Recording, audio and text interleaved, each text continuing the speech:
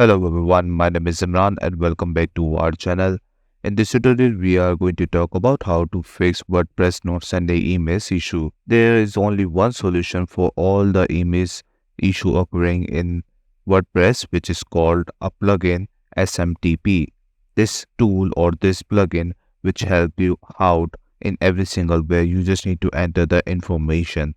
Obviously, we all know how to create an email for WordPress, and if you don't know, just comment down below. You will know, or you can just go into our channel so you can see that video over there. Once you do that, so as you can see, I'm looking at my WordPress dashboard. On the left side of the menu, find plugin and click on add new. Once you click on add new, you will end up over here and you need to search for SMTP, and this is the one which we were looking for, SMTP mailer.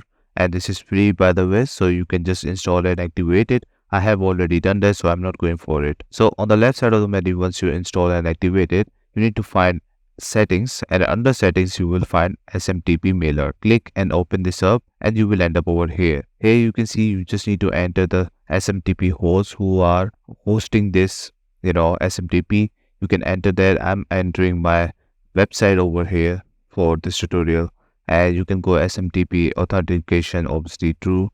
Enter the username and password, and we have type of encryption. You can enter that by clicking SSL or TLS, and I'm going for the TLS right now.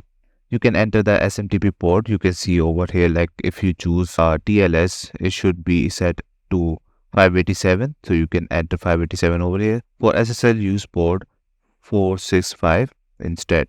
So you get the idea what you need to write over here. After that, we have email address. Why? Because if you forget this password, obviously you need to recover it, right? So you can enter that over here, enter the name, and after that we have two more options over here, and I would suggest leave it as it is.